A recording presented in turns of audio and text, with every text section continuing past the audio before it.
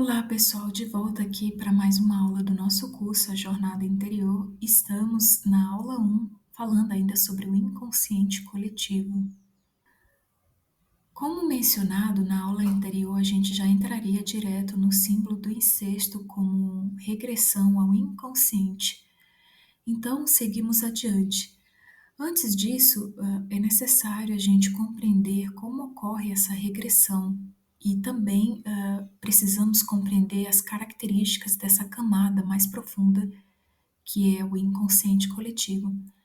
Então, eu trouxe um trecho do livro A Natureza da Psique que diz o seguinte: o inconsciente coletivo, até onde nos é possível julgar, parece ser constituído de algo semelhante a temas ou imagens de natureza mitológica e por esta razão, os mitos dos povos são os verdadeiros expoentes, ou seja, são qualidades ou atributos notáveis dessa camada mais profunda da psique humana, que é o inconsciente coletivo.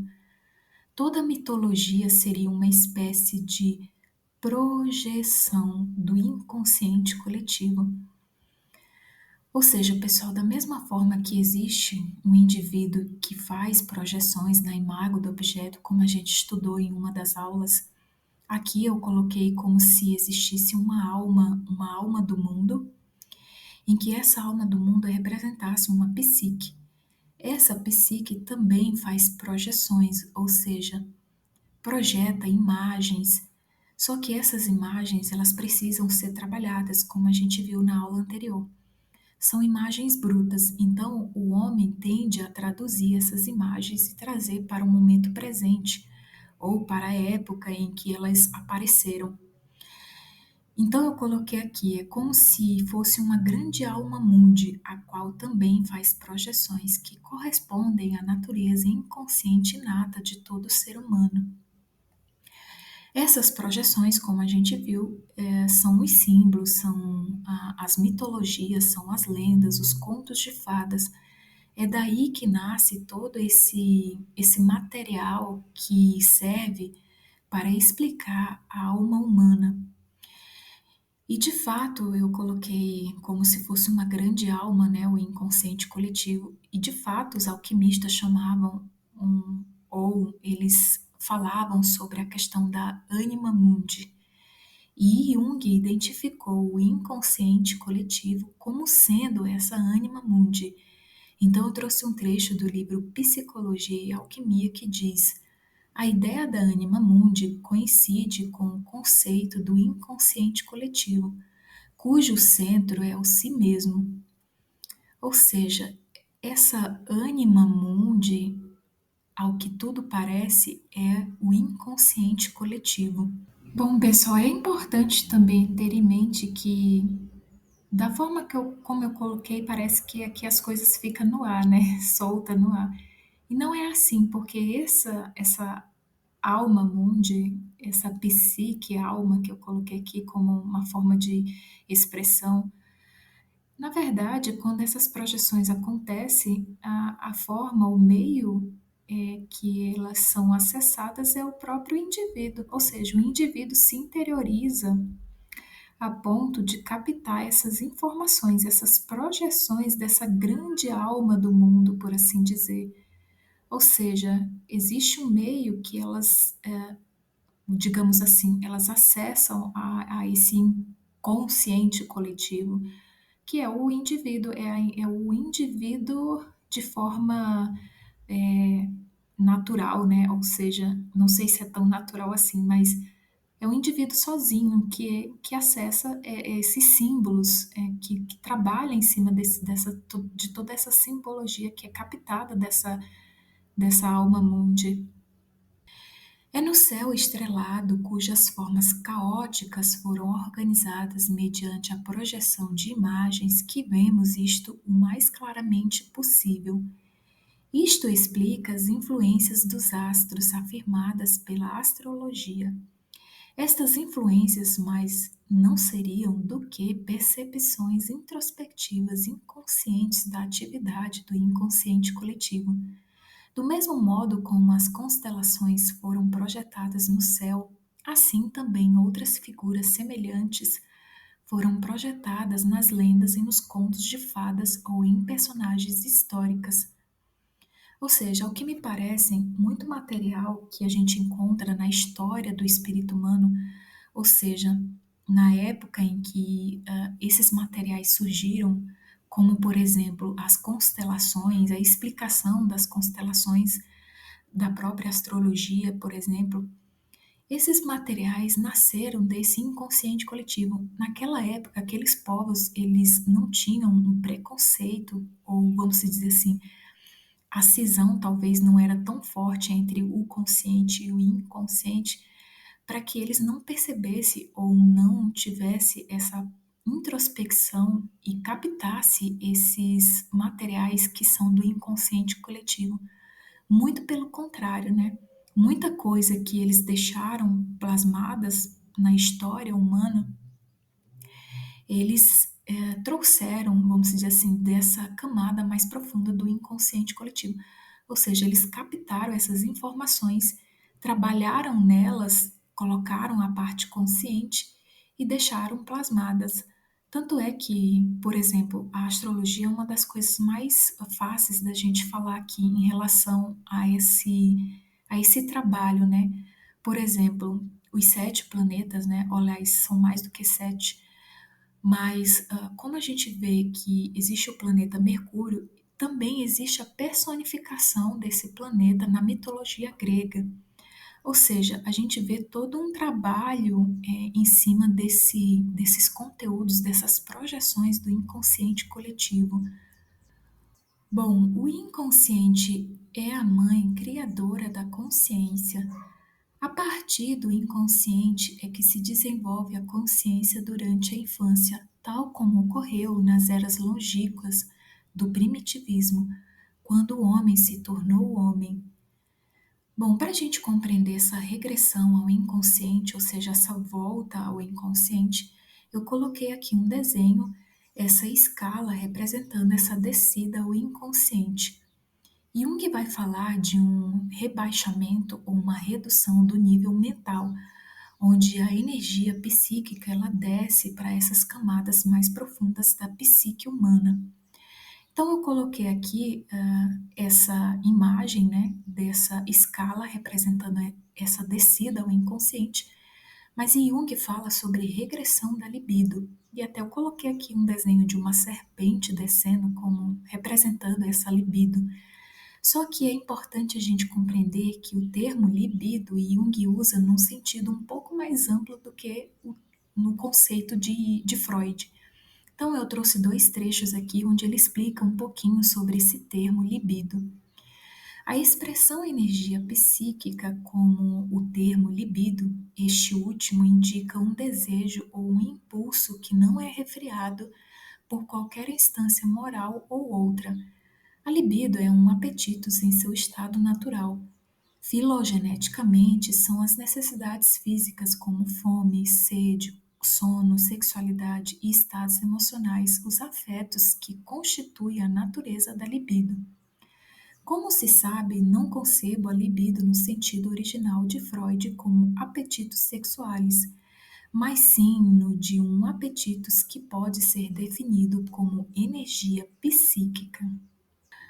Bom, para quem tiver interesse, Jung dedicou um livro especificamente para tratar desse assunto da energia psíquica, ou seja, da libido.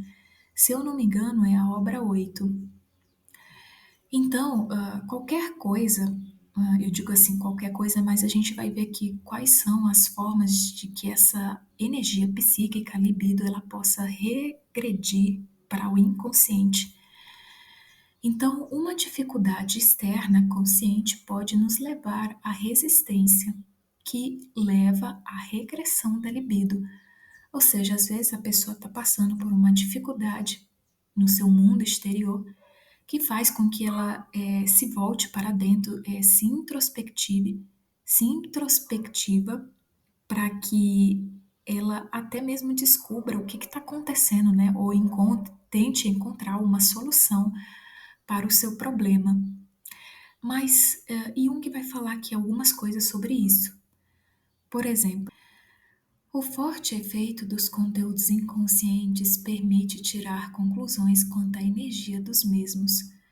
Todos os conteúdos inconscientes, quando ativados, isto é, quando se tornam manifestos, possuem, digamos assim, uma energia específica, graças à qual eles podem manifestar-se universalmente. O tema do incesto, por exemplo. Mas esta energia, em circunstâncias normais, não é suficiente para fazer com que o conteúdo inconsciente rompa no consciente. Isto requer uma certa condição por parte do consciente. É necessário que este apresente um déficit sob a forma de uma perda de energia. A energia perdida vai aumentar no inconsciente o valor psíquico de certos conteúdos compensatórios. Ou seja, pessoal, quando ocorre essa regressão da libido, notadamente essa perda de energia, ela sai da parte consciente da personalidade. É quando a pessoa ela perde o interesse por algumas coisas externas e aí ela se volta para dentro. Quando isso acontece, essa energia que se volta para dentro vai aumentar no inconsciente o valor psíquico de certos conteúdos compensatórios. É como se houvesse uma compensação, já que a pessoa não está vivendo o que é externo, ela vai viver o que é interno. Seria mais ou menos isso. A redução do nível mental, a perda de energia do consciente, é um dos fenômenos que se manifesta da maneira mais drástica nas perdas de alma dos primitivos. Estes possuem, aliás, interessantes métodos psicoterapêuticos para apossar-se de novo da alma perdida. Não cabe aprofundar-nos aqui sobre este fenômeno, por isso contento-nos com esta alusão. O homem civilizado apresenta manifestações análogas. Também lhe acontece perder repentinamente toda a disposição e iniciativa sem saber o porquê. A descoberta da causa verdadeira nem sempre é fácil e desemboca regularmente em discussões bastante delicadas sobre os fundamentos psíquicos. A atividade vital pode ficar paralisada por omissões de todo tipo, por exemplo, por deveres negligenciados, por tarefas eternamente proteladas, por obstinações deliberadas, de tal forma que uma determinada quantidade de energia que não tem mais utilização no consciente reflui para o inconsciente, onde vai ativar certos conteúdos compensatórios e isso com tal intensidade que começa a exercer uma ação coercitiva sobre o consciente. Daí a frequente coincidência de uma neurose compulsiva com uma atitude de extrema negligência no cumprimento dos deveres. Esta é uma das maneiras possíveis de se produzir uma perda de energia. A outra consiste numa perda de energia não ocasionada por um mau funcionamento do consciente, mas por uma ativação espontânea dos conteúdos inconscientes que afeta o consciente secundariamente. Ou seja, essa outra forma em que ocorre essa perda de energia da parte consciente da personalidade ocorre devido a vamos dizer assim, quando um conteúdo inconsciente ele emerge das profundezas e atinge, por assim dizer, a superfície do consciente. Ou seja, quando afeta essa parte consciente da personalidade, a pessoa ela sente de alguma forma. Na vida humana existem os momentos de virar a página. Aparecem tendências e interesses até então não cultivados, ou se anuncia uma mudança da personalidade, chamada mudança de caráter. Durante o período de incubação de tais mudanças, é frequente verificar-se uma perda de energia do consciente. A nova evolução retirou do consciente a energia de que necessitava. É no período que precede as psicoses que essa baixa de energia aparece mais nitidamente, ou então na calma e no vazio que antecedem as novas criações. A considerável força dos conteúdos inconscientes é sempre sinal de uma fraqueza correlativa do consciente e de suas funções, ou seja, daquelas funções psicológicas das quais a gente estudou um pouquinho, né? Que é a função do pensamento, a função do sentimento, a função da intuição e a função da sensação. Bom, continuando, é como se o consciente ameaçasse desfalecer. Semelhante perigo representa para o primitivo uma fatalidade mágica das mais temidas. É perfeitamente compreensível, portanto, que essa angústia secreta também exista no homem civilizado. Nos casos graves, é o medo secreto da doença mental. Nos menos graves, o medo do inconsciente, que no homem normal se trai por sua resistência aos pontos de vista psicológicos. Esta resistência pode ser expressa das formas mais grotescas, sobretudo quando se trata de negar toda tentativa de explicação psicológica de uma obra de arte, ou em questões de filosofia e religião, como se elas não dissessem respeito à alma humana, ou pelo menos não tivesse que lhe dizer respeito. Bom, essa última parte desse trecho eu acredito que seja uma crítica ao conceito de Freud, porque Freud ele negava, né, esses outros pontos de vista de uma obra de arte. Ou seja, ele dizia que era aquilo e era assim assado e era isso. Ou seja, ele não aceitava de que uma obra de arte possuísse outros pontos de vistas psicológicos. A mesma coisa sobre questões da filosofia e religião. Ele não aceitava, né, ao que me parece, que esses assuntos de filosofia e religião tinham a ver com a questão da alma humana. Então, ao que me parece, Jung faz uma crítica em relação a isso, pelo menos aqui nessa parte, porque Freud, ele considerava Freud um pouco rígido, né? Um pouco não, bastante rígido para aceitar outros pontos de vistas. E acredito que isso também contribuiu para o afastamento entre os dois. Mas continuando, só menciono aqui que o motivo do incesto, logicamente, precisa vir à tona porque a libido em regressão, que introverte por motivos internos ou externos, sempre reanima as imagens dos pais e, com isto, aparentemente restabelece as relações da infância. Mas isto não pode acontecer por se tratar da libido de um adulto, que já entrou na esfera da sexualidade e por isso inevitavelmente introduz um caráter sexual incompatível, ou melhor, incestuoso, na relação secundária, isto é, reanimada com os pais. E é este que lhe dá a simbólica do incesto. Ou seja, pessoal, ao que me parece, quando ocorre essa regressão da energia psíquica da libido, ela pode atingir uma camada um pouco mais superficial. Vamos supor que seria essa camada aqui número 9.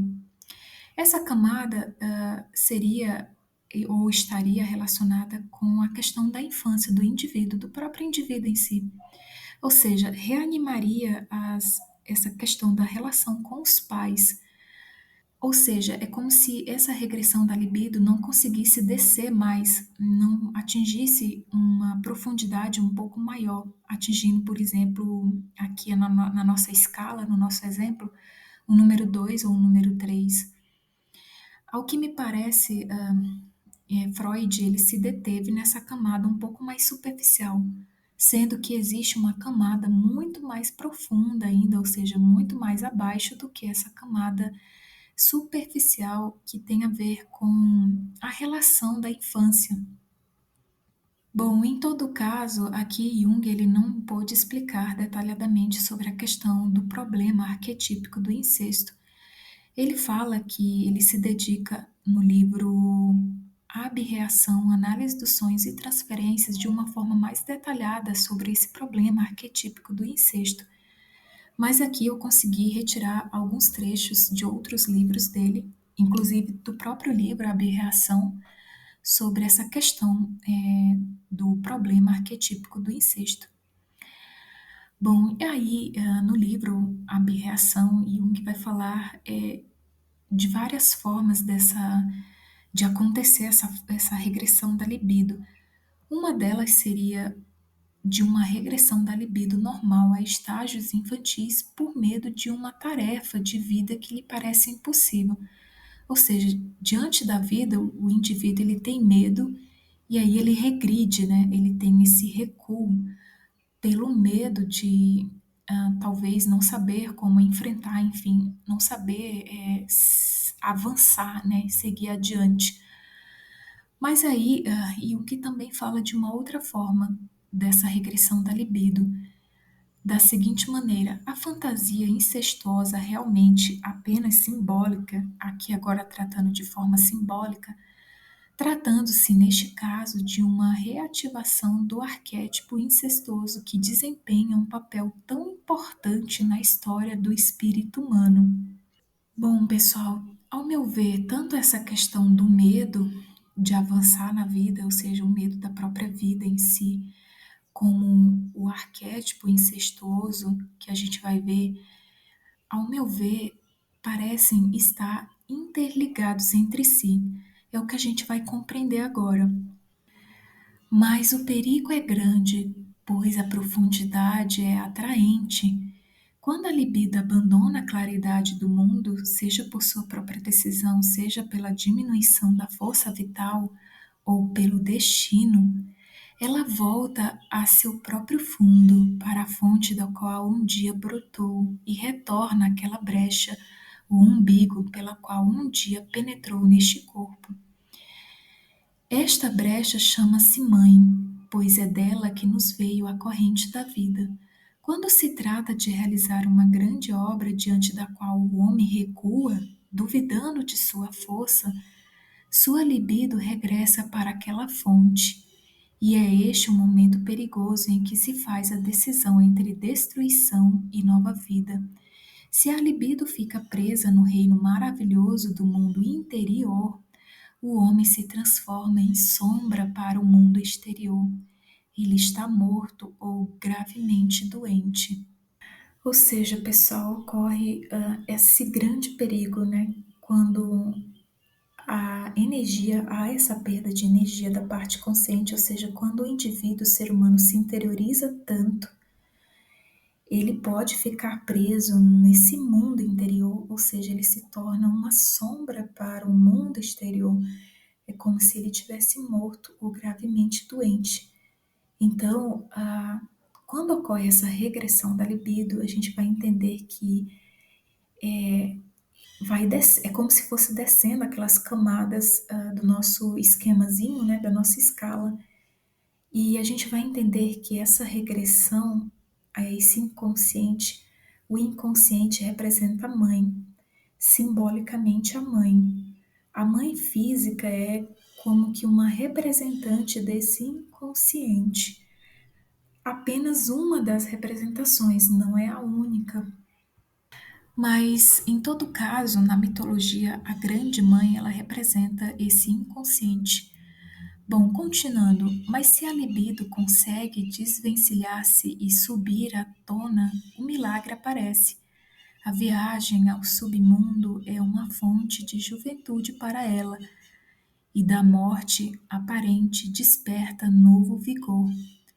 Ou seja, inclusive na alquimia, na mitologia, enfim, essa descida ao inconsciente, essa interiorização, ela é chamada, por exemplo, de nigredo e de noite escura da alma, justamente porque é como se o eu mergulhasse e desaparecesse nas águas desse submundo. O submundo porque quando chega lá, a libido vai reativar imagens da infância, como a imagem dos pais, mas também pode ativar conteúdos muito mais profundos ainda, que tem a ver com os arquétipos, como eu disse, né, na aula anterior. Devo lembrar aqui que a palavra incesto associa outro significado além do propriamente dito. Incesto é o retorno à infância. Para a criança ainda não se trata de incesto, só para o adulto que possui uma sexualidade plenamente desenvolvida. Este retorno se torna incesto, pois ele não é mais criança, mas dispõe de uma sexualidade que já não suporta qualquer regressão. Inclusive, o ser humano, o indivíduo, ele luta, né, contra essa regressão. Às vezes ele não quer se interiorizar, ou quando ele se interioriza, ele tem um receio de. Ele tem esse medo, né, de ficar preso lá embaixo, nas profundezas do inconsciente. Na verdade, nós, seres humanos, carregamos um medo dessa parte, da personalidade inconsciente, dessas profundezas. Não é à toa que o ser humano possui esse medo. A gente vai ver isso nos mitos, como no mito do dragão, né, do herói, da luta do herói contra o dragão e da viagem noturna de Jonas dentro do ventre da baleia. O ventre da baleia representa esse inconsciente. Este raciocínio é representado por um mito hindu. Certa vez Vishnu entrou em êxtase e, neste estado de torpor, gerou Brahma, que saiu do umbigo de Vishnu, sentado numa flor de lótus como num trono e trazendo os Vedas, os quais lia avidamente. Bom, psicologicamente, essa parte desse nascimento de Brahma significa o nascimento da ideia criativa a partir da introversão. Mas, pelo êxtase de Vishnu, um terrível dilúvio cobriu a terra. Ou seja, psicologicamente, o dilúvio cobrindo a terra significa deglutição e fim do mundo pela introversão. Um demônio, aproveitando a oportunidade, roubou os Vedas de Brahma e os ocultou nas profundezas. Brahma acordou Vishnu, que, transformando-se num peixe, mergulhou nas águas, lutou contra o demônio, venceu-o e reconquistou os Vedas. Este raciocínio primitivo descreve a penetração da libido na esfera íntima da alma, ou seja, no inconsciente. Aí, pela introversão e regressão da libido, constelam-se conteúdos que antes eram latentes. Como mostra a experiência, são as imagens primárias, arquétipos que, pela introversão da libido, foram tão enriquecidos com recordações individuais que o consciente pode percebê-las, assim como uma rede cristalina latente na água-mãe se torna visível pelo bombardeio das moléculas. Como tais introversões e regressões naturalmente só ocorrem nos momentos em que nova orientação e adaptação se tornam necessárias, o arquétipo constelado é sempre a imagem primária da emergência do momento. Por mais infinitamente diferentes que as diversas situações possam parecer a nosso raciocínio, suas possibilidades nunca ultrapassam os limites naturais e sempre possuem formas que se repetem mais ou menos tipicamente. A estrutura arquetípica do inconsciente corresponde aos acontecimentos comuns e ao desenrolar geral das coisas. As alterações que atingem o homem não são de uma multiplicidade infinita, mas representam variantes de certos tipos do acontecer. O número desses tipos é limitado. Quando sobrevém uma situação de calamidade, um tipo correspondente a esta emergência se constela no inconsciente. Como este é luminoso, isto é, possui uma energia específica, ele atrai os conteúdos do consciente, ideias consciente através dos quais se torna perceptível e assim pode tornar-se consciente. Ou seja, pessoal, quando ocorrem essas introversões, essas regressões, naturalmente é quando é exigido do indivíduo uma nova orientação, uma nova adaptação, ou seja, quando são necessárias essa nova orientação e essa nova adaptação para que esse indivíduo continue a viver aqui no mundo, ou seja, continue a sua vida, né, normal.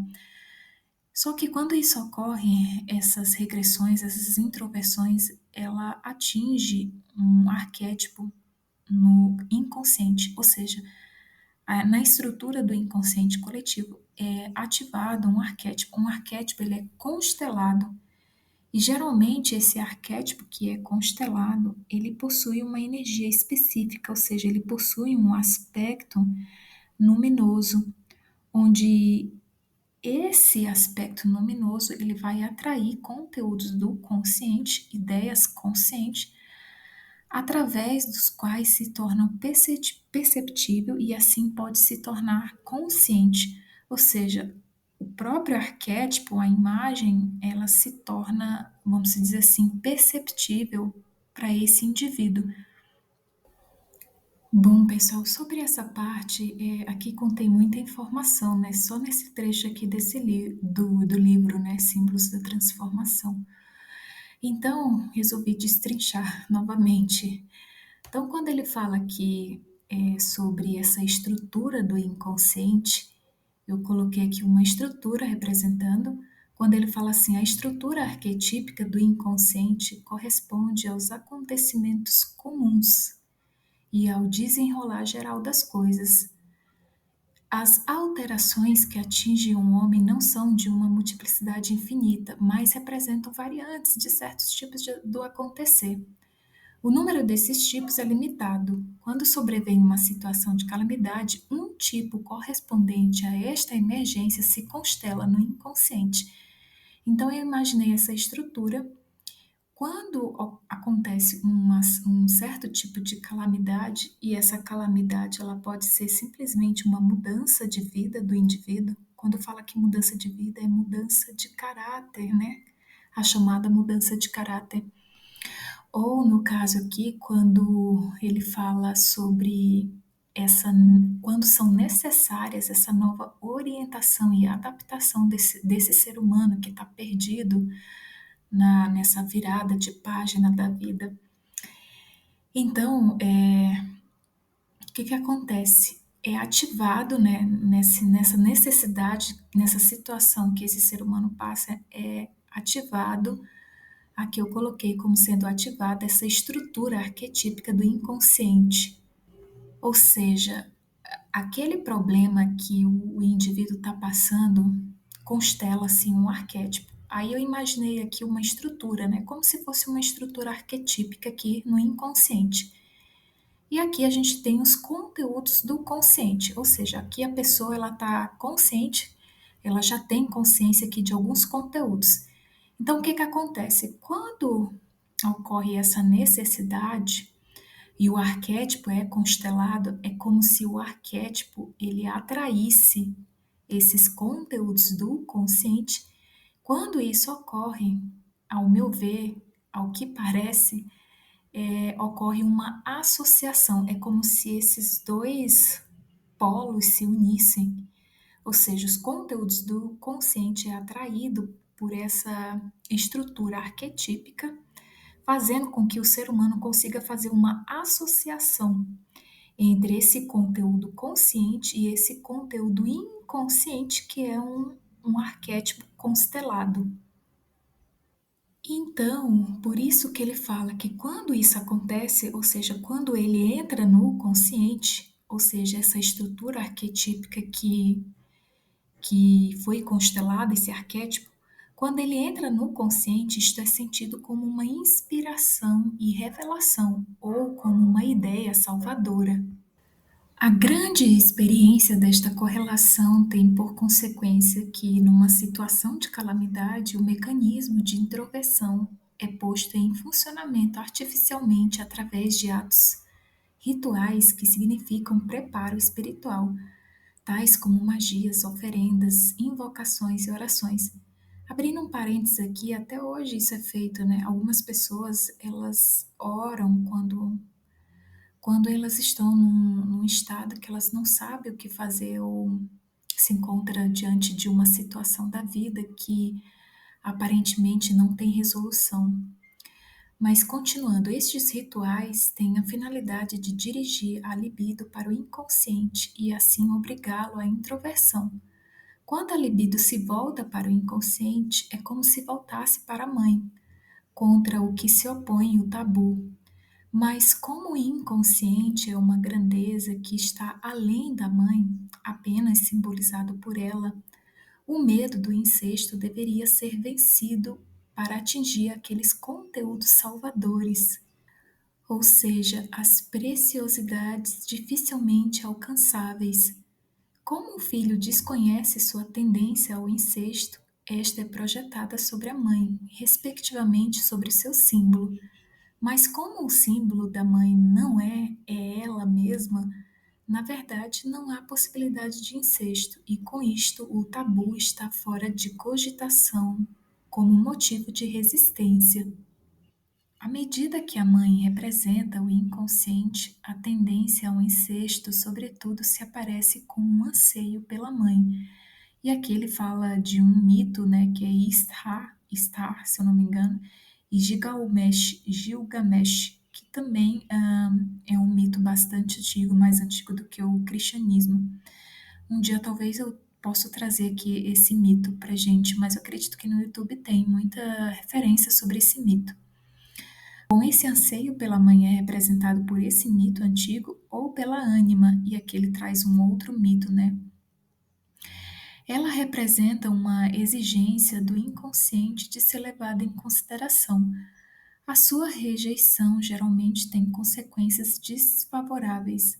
Suas forças instintivas, se não forem levadas em consideração, se revoltam, isto é, Criseide transforma-se numa cobra venenosa. Aqui ele fala sobre o mito de Criseide e Filoctete, se eu não me engano.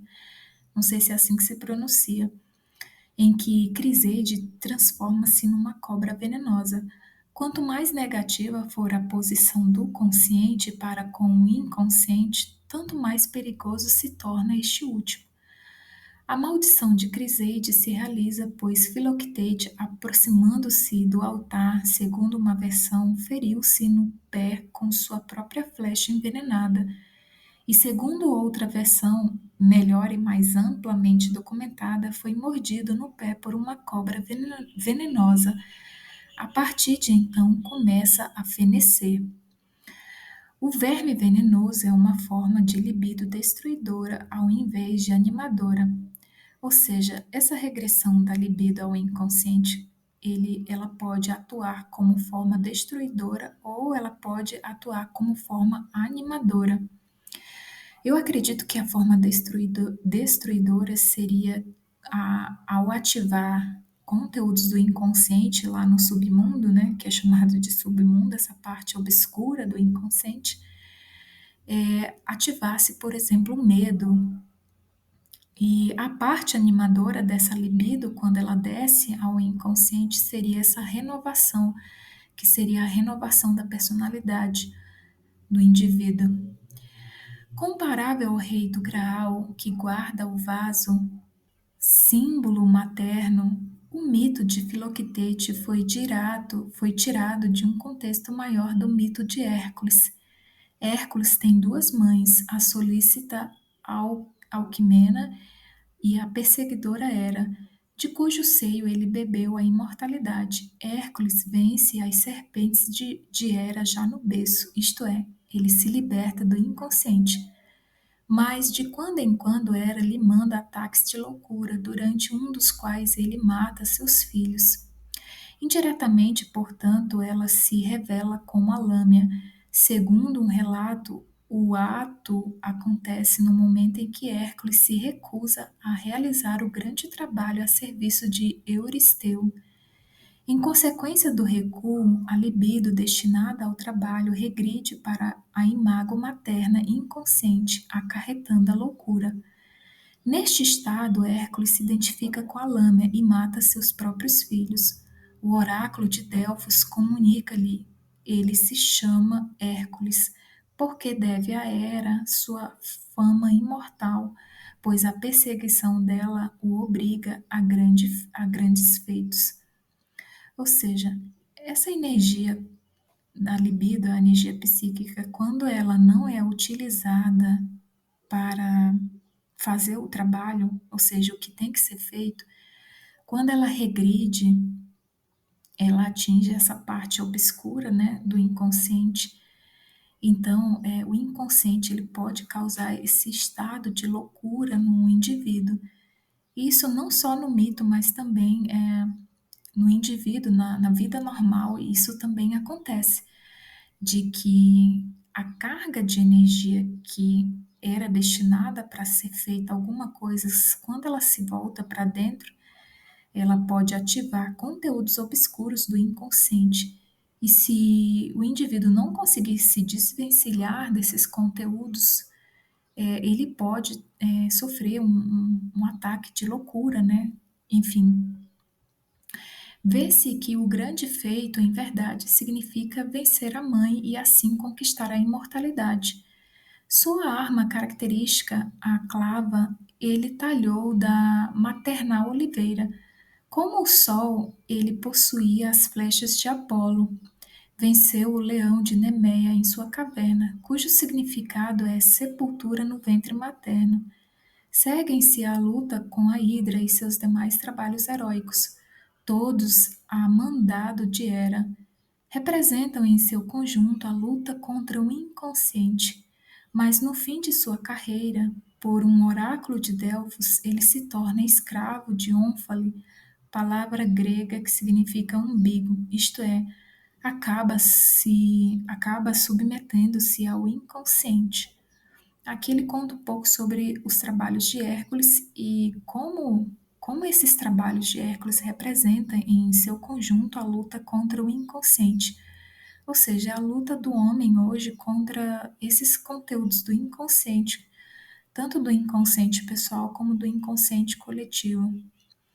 A libido progressiva que domina o consciente do filho exige separação da mãe, mas a isto se opõe a saudade da criança pela mãe sob a forma de uma resistência psíquica, que na neurose se expressa através de inúmeros temores, isto é, o medo da vida.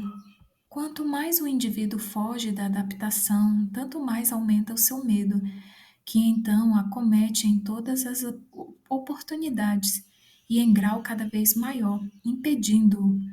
O medo do mundo e dos homens causa um recuo maior, num círculo vicioso, o que o leva ao infantilismo e à volta para dentro da mãe. A razão disto geralmente é projetada para fora, para circunstâncias externas, ou os pais são responsabilizados. Na verdade, é preciso averiguar até que ponto é culpada a mãe, que não quer deixar o filho libertar-se. O filho certamente tentará justificar-se através do comportamento da mãe, mas melhor seria desistir dessas tentativas vãs de enganar a si próprio sobre sua incapacidade através da acusação da mãe ou do pai. O medo da vida não é um fantasma imaginário, mas um pânico muito real que só parece tão significante porque sua verdadeira origem é inconsciente e por isso é projetada. A jovem parcela da personalidade que é impedida e retida diante da vida produz medo e transforma-se em medo. O medo parece vir da mãe, mas na realidade é o medo mortal do indivíduo instintivo, inconsciente, que, em consequência do contínuo recuo diante da realidade, está excluído da vida. Se a mãe é sentida como impedimento, ela aparentemente se transforma na perseguidora traiçoeira.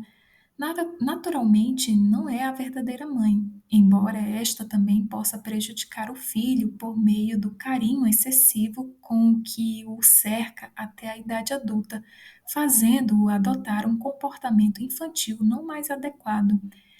É ao contrário, a imago materna que se transforma na lâmina. Ou seja, pessoal, essa questão do medo de avançar, porque a vida ela representa também o inconsciente.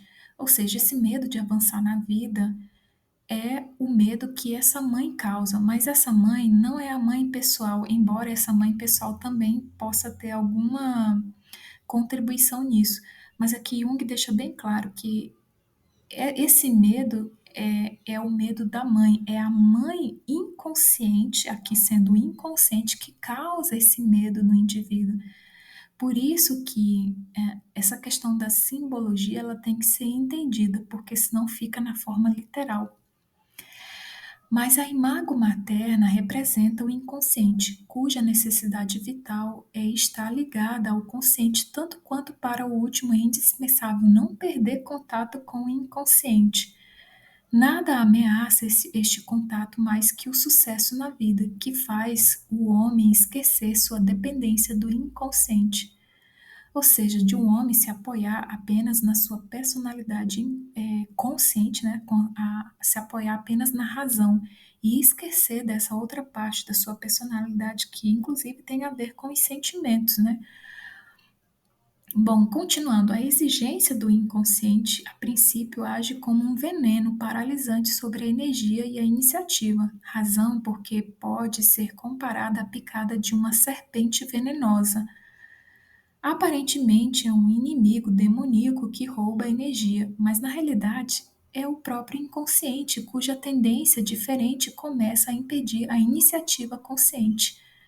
A causa deste fenômeno muitas vezes é bastante obscura, tanto mais porque se complica com inúmeras circunstâncias, condições e causas secundárias, como, por exemplo, com tarefas externas difíceis, decepções, insucessos, com a diminuição da resistência pela idade, com problemas familiares que compreensivelmente causam depressões e etc. Ou seja, tudo isso, a questão do inconsciente roubar essa energia, tem a ver com essa separação do consciente e do inconsciente. Mas isso, ele fala aqui que a causa desse fenômeno muitas vezes é bastante obscura, porque se mistura com outras coisas, com inúmeras circunstâncias, condições e causas secundárias. E aí tem a ver com problemas de família, decepções, insucessos, até a questão da diminuição da resistência pela idade, bem como aquele falou de problemas familiares que compreensivelmente causam depressões. Ou seja, tudo isso faz com que esse ser humano ele recue diante da vida, né? Recue diante dos problemas que esse inconsciente impõe a ele, que ele tem que vencer para que ele continue evoluindo. É significativo também que Ísis, como irmã e esposa do deus Sol, produz o animal peçonhento com a saliva do deus. A saliva, como todas as secreções do corpo, tem significado mágico, ou seja, significa libido. Com a libido do deus, ela molda o animal através do qual ela o enfraquece e o torna seu dependente. Aí eu coloquei aqui uma observação. Nossa energia voltada para dentro pode ser usada pelo inconsciente como forças que nos enfraquecem. Por exemplo, o medo. Dalila age de maneira semelhante, cortando os cabelos de Sansão, os raios do sol, e assim tira a força do herói. O mesmo acontece com o correspondente Eros da mulher. O homem se petrifica e persiste prejudicialmente na posição assumida até então. A mulher fica presa em seu sentimentalismo e perde a oportunidade de usar a razão e o bom senso, que são substituídos pelo ânimos, por opiniões tão teimosas quanto inúteis. O processo de fossilização do homem se reverte assim de um mau humor, sensibilidades ridículas, desconfiança e ressentimentos, com os quais pretende justificar sua petrificação. Ou seja, aqui ele dá o exemplo de como que essa libido ela pode ser usada de forma destruidora, sem que, claro, né, que a pessoa tenha consciência disso. Então, essa é como se essa libido, essa energia psíquica, ela servisse para moldar a serpente. A serpente aqui indicando esses conteúdos do inconsciente que acabam aprisionando o indivíduo cada vez mais nesses problemas, né? Ou seja, no caso da mulher, um sentimentalismo, a mulher fica presa nesse sentimentalismo e perde a oportunidade de usar a razão, ou seja, que o ânimos entra em ação, né? É como se ocorresse a possessão do ânimos, né? E no caso do homem, a possessão pela sua ânima. Ou seja, o inconsciente ele age de forma meio que destruidora nesse sentido. Então a gente vê que a energia psíquica ela é uma coisa bastante interessante porque ela é energia vital. Ela é a nossa energia vital. E se ela não for usada de forma consciente, e ela ativar esses conteúdos inconscientes, a pessoa fica presa por um bom tempo aí, até que isso venha, se tornar consciente para ela.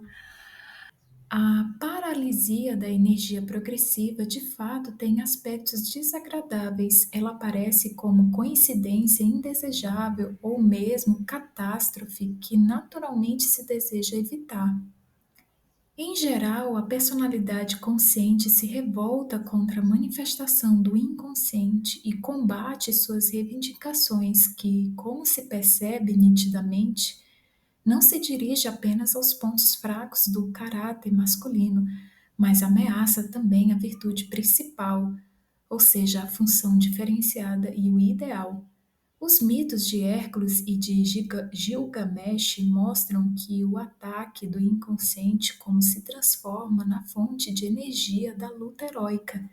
E isto é tão impressionante que nos vemos obrigados a perguntar se a aparente inimizade do arquétipo feminino não é justamente um ardil da mater natura, ou seja, da mãe natureza, no sentido de estimular seu filho preferido para desenvolver sua capacidade máxima. Hera, com sua perseguição, estaria então no papel da severa Senhora Alma, que impõe ao herói o trabalho mais árduo, ameaçando-o de destruição se ele não realizar seu feito máximo, transformando-se naquilo que em potencial sempre foi.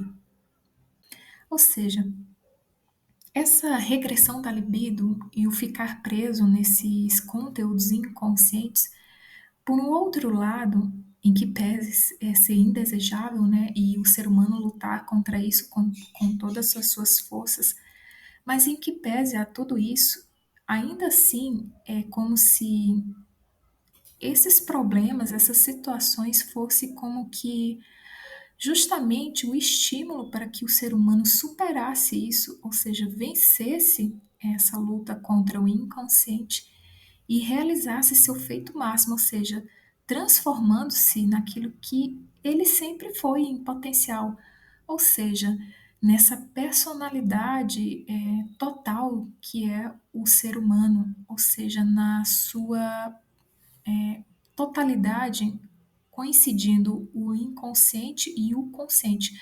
Ou seja, o homem dominando essa parte instintiva, transformando ela em espiritualidade, em conhecimento, né, por assim dizer.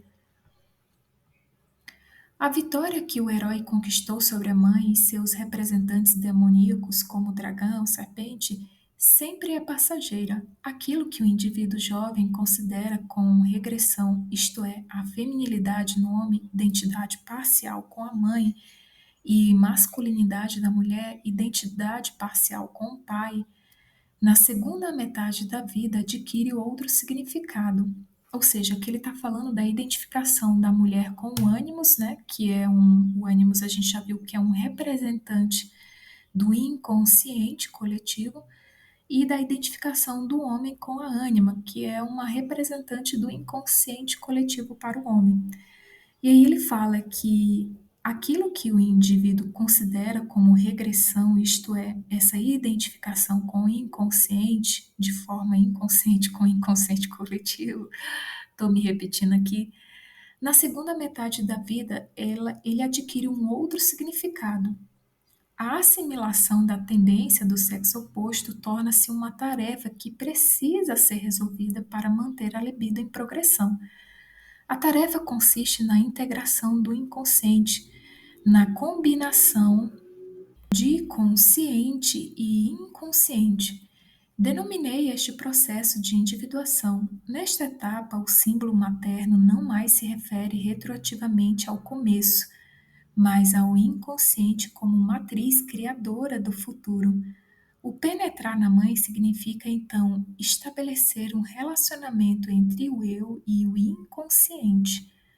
Aquele que se aprofundou em si mesmo está como que encovado na terra, um morto a bem dizer que retorna à mãe terra, um homem que arquejante carrega a pesada carga de si mesmo e de seu destino, tal euforia de Mitra que põe nas costas seu touro, o touro de sua mãe, como diz o hino egípcio. isto é, o amor à sua mater natura como a mais pesada das cargas, e assim inicia a marcha dolorosa, o trânsitus. Esta via sacra leva à caverna onde o touro é sacrificado. Também Cristo carregou a cruz e a levou até o lugar do sacrifício. A cruz, ou qualquer que seja a carga que o herói carrega, é ele mesmo, ou mais exatamente seu próprio eu, sua totalidade, Deus e animal a um só tempo, não só ser humano empírico, mas a plenitude de seu ser que tem suas raízes na natureza animal e transcende o meramente humano e atinge a divindade.